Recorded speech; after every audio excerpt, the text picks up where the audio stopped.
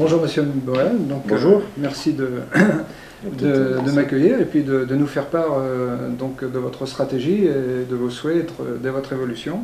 Donc je souhaiterais, si c'est possible, que vous nous expliquiez un peu tout votre cheminement, le parcours sur cette voie on va dire, de la RSE, de la responsabilité sociétale ou du développement durable, dans lequel vous avez fédéré plusieurs actions.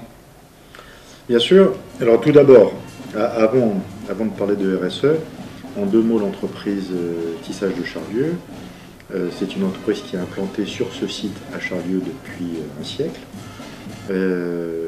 ancrée dans ce territoire de Charlieu assez particulier, puisque la corporation des tisserands qui organise la fête des tisserands au mois de septembre chaque année le fait depuis 500 ans et fait partie du patrimoine mondial de l'UNESCO en termes de manifestation, ce qui est assez extraordinaire de puiser nos racines dans une tradition aussi ancienne. Et donc ce tissage, dont le chiffre est réparti à peu près à 70% en habillement, 20% en tissu technique et 10% en ameublement, existe encore aujourd'hui. Pourquoi ? Parce que nous avons une stratégie assez claire, me semble-t-il, sur trois axes forts. 1. La créativité. 2. La réactivité. Et 3. La diversité de nos secteurs d'activité. Sur la créativité, sur les 60 salariés que nous sommes dans les trois sociétés, nous avons 10 personnes à temps plein en création et recherche et développement, ce qui nous permet d'offrir 400 nouveaux produits par mois à nos clients. Et malgré évidemment les coûts plus importants quand on fabrique en France par rapport à une fabrication dans un pays low cost, nous arrivons à exister et à nous développer et à investir et à créer des emplois. Donc cette stratégie, c'est d'abord la créativité, qui est je dirais un joyau de notre culture française. La France et l'Italie sont les deux pays réputés pour être les plus créatifs de la planète. Il y a vraiment une sensibilité créative particulière dans notre culture française et qu'on exprime avec nos 10 personnes à la création. Le deuxième point, c'est la réactivité. Évidemment, si on fabrique des produits créatifs mais qu'on met 3 mois pour les livrer, les clients vont les acheter en Chine ou en Inde. Il faut donc qu'on les livre vite. Et en dernier lieu, la diversité de nos secteurs d'activité, puisque notre activité est une activité de niche, avec des cycles d'activité très forts. Et qui dit activité de niche et cycle d'activité très fort, il faut que quand une niche soit faible, qu'il y en ait une plus forte qui prenne le relais pour avoir une activité relativement stable, ou en tout cas gérable. Ça, c'est, je dirais, l'ADN de notre entreprise, qui est bien sûr et avant tout tourné vers le client. Je crois que nous avons une culture client. Notre entreprise, comme toutes les autres, n'a de raison d'exister qu'à partir du moment où elle offre un service à ses clients, bien sûr.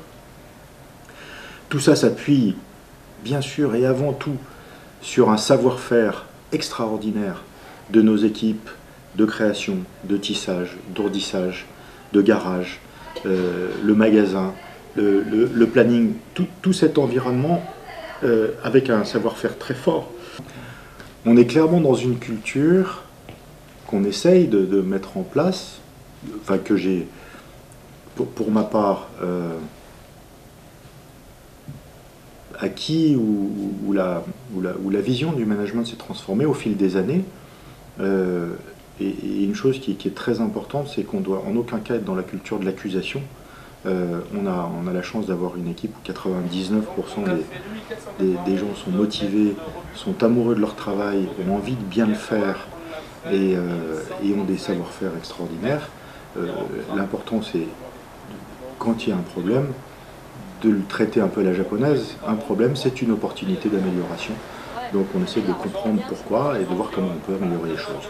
Et ça, c'est vraiment la culture qu'on essaye de mettre en œuvre au quotidien, dans l'entreprise, dans le plus grand respect des hommes et des femmes qui y travaillent, parce qu'on est là aussi pour que chacun puisse s'épanouir dans son travail et puisse contribuer avec tout son cœur au bien collectif que constitue l'entreprise. puisque finalement c'est la chose qui nous rassemble, c'est ça, ce bien collectif qu'est le fonctionnement de cette entreprise. Pour faire un petit point sur ces activités liées au management et au sociétal, évidemment, le premier actif de l'entreprise, ce sont ses ressources humaines, ce sont les hommes et les femmes qui y travaillent. Donc, par rapport à ça, on a un certain nombre d'indicateurs qui nous permettent de penser qu'on avance sur ce sujet, peut-être pas suffisamment, mais avec beaucoup d'énergie et de conviction. Donc nous avons un taux de formation qui est à peu près 2 fois le taux légal et qui s'applique à l'ensemble des salariés. Nous avons également un taux de travailleurs handicapés qui est à peu près 2 fois également le taux légal. Nous avons un système d'intéressement, bien que nous soyons moins de 50, qui représente 15% du résultat net de l'entreprise. Et ce qui reste, donc il y a du résultat, est intégralement mis en réserve dans l'entreprise. Donc nous avons vraiment une société qui est tournée vers sa pérennité et le bien-être des salariés qui y travaillent. Parce que notre conviction, c'est que d'abord humainement, nous n'avons pas envie que ce soit autrement, bien sûr, et secondo, qu'en plus, on n'imagine pas qu'on puisse correctement servir un client si on n'est pas bien dans ses baskets et si on n'a pas envie de le servir. Donc, en dehors de ça, sur les aspects environnementaux, puisque globalement nous sommes une entreprise engagée dans le développement durable, donc avec ces 3 axes qui sont l'environnement, le social et l'économie, sur les aspects environnementaux, ça fait plus de 10 ans que nous travaillons avec les fils recyclés, parce que notre conviction, c'est que il faut que chacun essaye de faire sa part. Si tout le monde se dit que c'est l'autre qui va le faire, dans 20 ans, rien n'aura bougé. Il faut qu'on soit tous, qu'on fasse tous un petit bout du chemin. Et donc nous avons été les initiateurs d'un programme qui s'appelle Altertex, qui est une association à but non lucratif, et dont l'objectif est de doper la production des textiles respectueux du développement durable, donc qui pour nous doivent être fabriqués avec des matières qui sont respectueuses de l'environnement, de préférence fabriquées en France, puisque nous avons et des règles sociales et des règles environnementales qui sont parmi les plus exigeantes de la planète, donc ça garantit des standards élevés. Et cette association, qui regroupe une quarantaine de PME françaises, permet aujourd'hui vraiment d'irriguer notre secteur d'activité et de lui donner un petit peu plus de poids pour avancer dans cette dynamique du développement durable. Altertex a d'ailleurs été très actif sur l'affichage environnemental. Le programme gouvernemental issu du Grenelle de l'environnement et d'une des premières lois votées dans le cadre du Grenelle, qui prévoit que le consommateur doit être informé sur le poids environnemental des produits qu'il achète, de manière à ce qu'il puisse influencer par ses achats les émissions de gaz à effet de serre. Donc nous avons participé au groupe de travail nationaux sur le textile, le GT5. Sans doute nous sommes les seuls industriels à avoir participé tout au long de ce programme à ces réunions. Et nous avons, grâce à Altertex et au travers d'Altertex, rassemblé 9 entreprises sur les 17 entreprises choisies par le ministère du Développement durable pour mettre en œuvre l'expérimentation nationale sur l'affichage environnemental. Ce qui nous a permis de constater lors de ce travail, qui a duré 2 ans et demi, et grâce à l'intervention de Cycleco qui nous animait et nous encadrait, donc des spécialistes de l'analyse de cycle de vie, que les produits, quand ils sont fabriqués en France, les textiles quand ils sont fabriqués en France, ont des impacts 2 à 3 fois inférieurs aux mêmes produits textiles fabriqués dans un pays low cost. Donc nous avons un avantage exceptionnel à mettre en avant, et l'une des missions d'Altertex est celle-là: comment rendre plus visibles ces avantages, comment inciter les entreprises à se les approprier, à les mettre en œuvre, et comment décider nos clients et les clients de nos clients à avancer dans cette démarche. Donc l'ensemble de ces dispositifs, petit à petit, sont en train de prendre de l'ampleur. Nous avons notamment, au niveau du ministère du redressement productif, l'écoute très attentive du cabinet de M. Montebourg pour l'intégration de l'affichage environnemental comme outil de bonification des produits textiles respectueux de l'environnement. Et de fait, les produits français le sont, comme on a pu le prouver lors de l'affichage environnemental. Comment ça se traduit pour les tissages de Charlieu? Nous avons bien sûr un certain nombre